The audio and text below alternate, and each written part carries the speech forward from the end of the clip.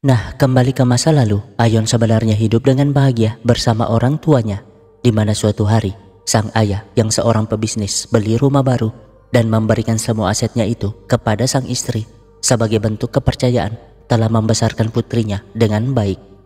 Padahal mah dari wajah mak lampirnya, si Sehe sudah menunggu momen tersebut, di mana malamnya Sehe pun mengajak suaminya minum berdua, alasan untuk merayakan kebahagiaan hari ini. Padahal mah minuman suaminya sudah diberi racun.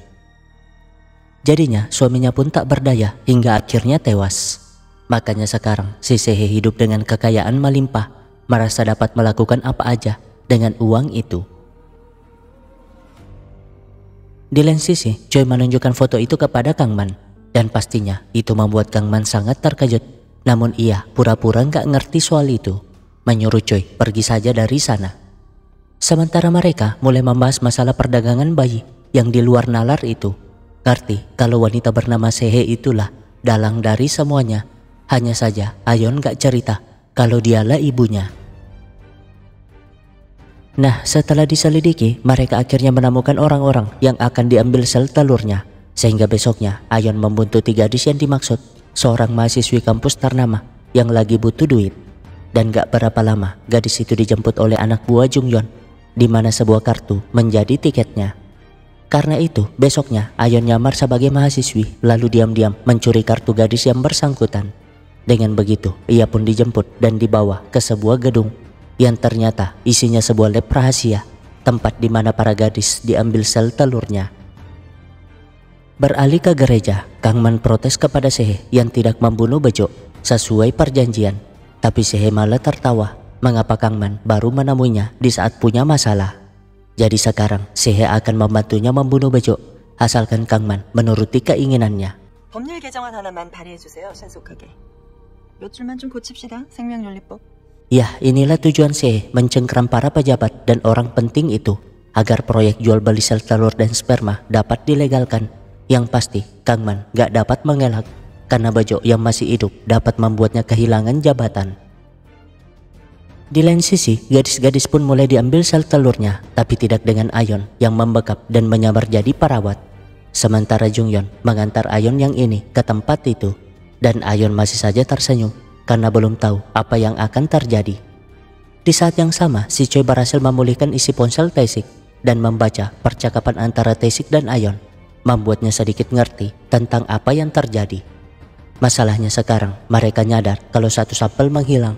Dan Ayon yang menyadari itu buru-buru mencari server utama, di mana Udin mengarahkannya dari balik layar. Gak berapa lama, Ayon menemukan tempat itu, segera memasang alat peretas sehingga mereka dapat mengambil semua file terkait perdagangan bayi tersebut. Sementara anak buah Jungyeon malah menemukan pelacak di mobil, yang pasti Jungyeon jadi sangat murka.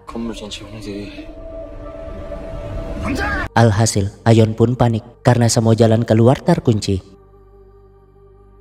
Di saat yang sama, Sehe ke gedung biru. Selain menemui Markona, ia juga ingin menunjukkan wajahnya di hadapan sang presiden. Ya, anak muda inilah presiden Korea di drama ini. Yang pasti, kerjasama itu akan membuat Ayon dapat mencapai tujuannya dengan mudah. Beralih ke Ayon yang malah putus kontak dengan Udin, membuatnya nggak ada pilihan, terpaksa sembunyi di salah satu ruangan tempat si Ayon yang ini. Tentu saja wajah itu membuat Siwo terkejut.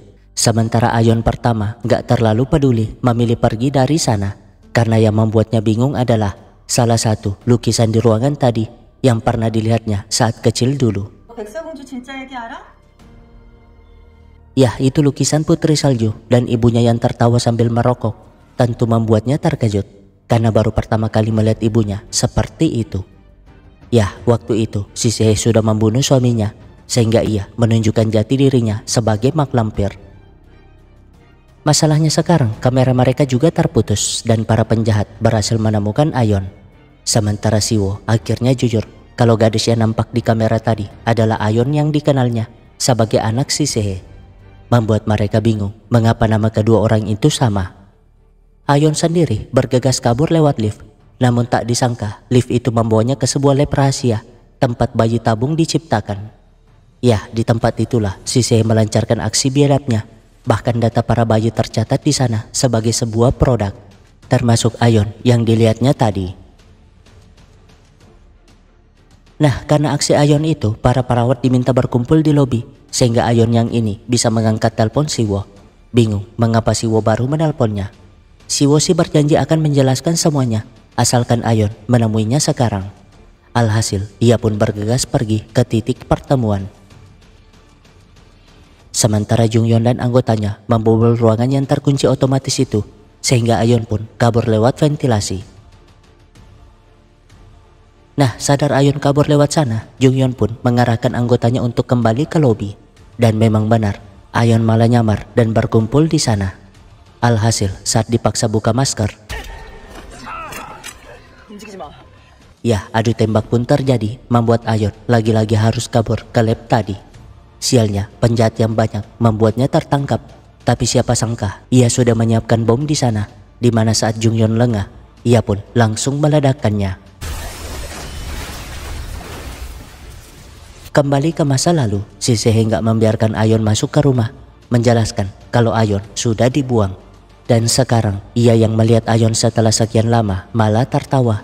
Karena sebenarnya alasan Sehe memajang lukisan putri salju itu adalah karena kisahnya yang sama. Nenek sihir yang selalu dianggap sebagai ibu tiri putri salju ternyata adalah ibu kandung. Artinya Ayon adalah anak kandungnya yang dibuang hanya karena tidak sempurna.